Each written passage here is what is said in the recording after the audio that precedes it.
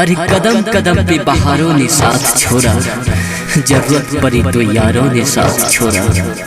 सितारे बोले हम देंगे तेरे साथ, पर अफसोस जब सुबह हुई तो सितारों ने साथ छोड़ा, तो सितारों ने साथ छोड़ा। Music director Aurangzeb. रोहबत दिल हमरे केहू से लगाई के, रोहबत दिल हमर केहू से लगाई के, मन कर मार जाए मन कर मार जाए जहर हम खाई के। रोहबत दिल केहू से लगाई के, रोहबत दिल केहू से लगाई के। अरे मेरे मजार पे आए थे दीपक जलाने, दीपक बुझा के चले गए।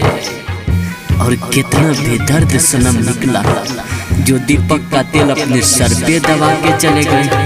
Music director Aurangzeb.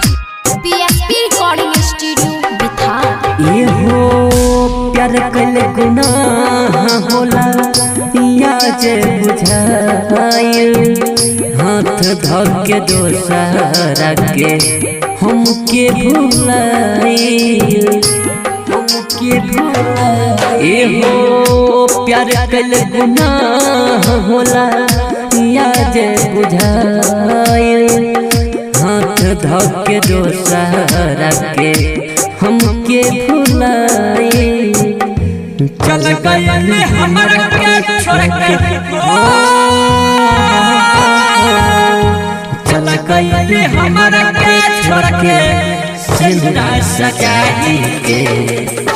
रोहबत दिल केहू से लगाई के, रोहबत दिल केहू से लगाई के। हर रास्ते के हाल आने जानों से पूछो, दिल में कितना बड़ा जख्म है अफसानों से पूछो।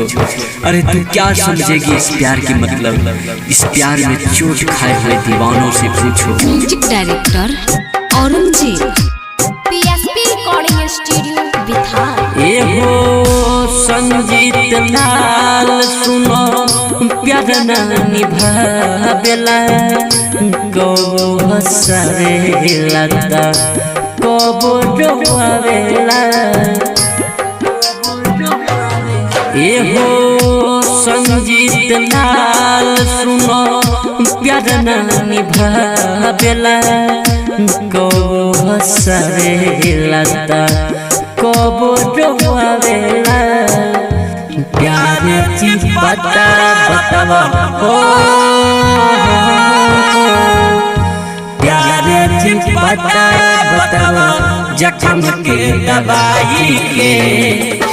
रोहबत दिल केहू से लगाई के, रोहबत दिल केहू से लगाई के। PSP recording studio बिथार।